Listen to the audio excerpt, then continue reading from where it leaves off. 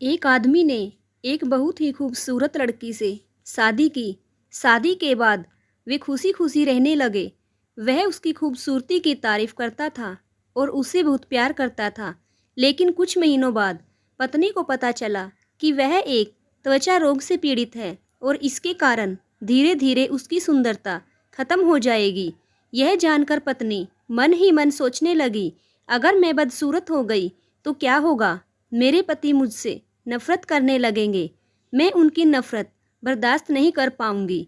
इसी बीच एक दिन उसके पति को किसी काम से शहर से बाहर जाना पड़ा। काम खत्म करके जब वह घर लौट रहा था तो उसका एक्सीडेंट हो गया। उस एक्सीडेंट में उसकी दोनों आंखें चली गई। इन सब के बावजूद उनका वैवाहिक जीवन सामान्य रूप से चलता रहा। समय बीतता गया और पत्नी चर्म रोग के कारण अपनी सुंदरता पूरी तरह खो बैठी। वह बदसूरत हो गई, लेकिन उसका अंधा पति यह नहीं देख सका। इसीलिए इसका उनके वैवाहिक जीवन पर कोई असर नहीं पड़ा। वह हमेशा की तरह उससे प्यार करता रहा। एक दिन उसकी पत्नी की मृत्यु हो गई। अब वह उदास और अकेला था। उसने उस शहर को छोड़ने का फैसला किया। उसने अपनी पत्नी के अंतिम संस्कार की सारी रस्में पूरी की।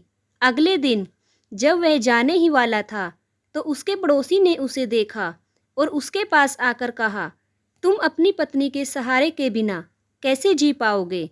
तुम देख नहीं सकते, तुम्हारी पत्नी कई सालों से हमेशा तुम्हारा साथ देती रही है और तुम्हारी मदद करती रही है। तुम्हारे लिए यह मुश्किल होगा। पति ने जवाब दिया, मैं अंधा नहीं हूँ, मैं तो बस अंधे होने का नाटक कर रहा था, क्योंकि जब मेरी पत्नी को अपनी बीमारी के बारे में पता चला तो मुझे एहसास हुआ कि वह इससे परेशान और डरी हुई है। अगर मेरी पत्नी को पता होता कि मैं उसकी कुरूपता देख सकता हूँ तो उसे अपनी बीमारी से भी ज़्यादा दुख होता। वह बहुत अच्छी थी और मैं बस उसे खुश रखना चाहता था।